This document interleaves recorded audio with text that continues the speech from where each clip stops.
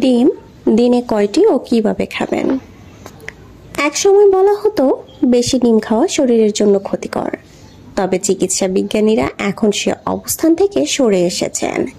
চীনে বড় এক সমীক্ষার উপর ভিত্তি করে চালানো গবেষণায় অন্তত একটি বিষয় পরিষ্কার হয়েছে যে প্রতিদিন একটি ডিম খেলে হৃদযন্ত্র বা শরীরের রক্ত সঞ্চালনে কোনো ঝুঁকি তৈরি হয় না, বরং প্রতিদিন একটি ডিম স্বাস্থ্যের জন্য উপকারী। বহুদিন পর্যন্ত ডিমকে শরীরের শত্রু বলে অপপ্রচার চালানো হয়েছে। ডিম স্যালমোনেলা জীবাণুর উৎস। ডিম রক্তে কোলেস্টেরলের মাত্রা বাড়িয়ে দেয়। ডিম খেলে রক্তচাপ বাড়ে, এমন ধারণা ছিল অনেকেরই। কিন্তু এখন ডিম নিয়ে চিকিৎসা বিজ্ঞানীদের মতামত পাল্টে যাচ্ছে। গবেষণা অনুযায়ী একটি প্রমাণ সাইজের ডিমে 4.6 গ্রাম চর্বি থাকে। এর মাত্র 1/4 স্যাচুরেটেড বা জমাট চর্বি, যা ক্ষতিকর ভাবা হয়। কারো যদি আগে থেকে কোলেস্টেরল, হৃদরোগ বা ফ্যাটি লিভারের সমস্যা না থাকে, তবে এই পরিমাণ কোলেস্টেরল মানব দেহের জন্য ক্ষতিকর নয়। দিনে কয়টি ডিম খাবেন? ডিমে আছে প্রচুর পরিমাণে protein, vitamin A, D, B ও বি12। এছাড়া আছে লুটেইন ও জিয়াস্যান্থিন নামক দুটি প্রয়োজনীয় উপাদান, যা প্রবীণ বয়সে চোখের ক্ষতি ঠেকাতে সাহায্য করে।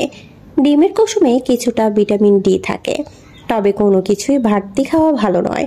ডিম যদিও প্রোটিনের গুরুত্বপূর্ণ উৎস, কিন্তু একটা ব্যাপারে সতর্ক হতে হবে যে অন্য খাবার থেকে আমরা প্রচুর পরিমাণ প্রোটিন পাই, যা অনেক সময়ই শরীরের জন্য দৈনন্দিন প্রয়োজনের তুলনায় 2 থেকে 3 গুণ বেশি।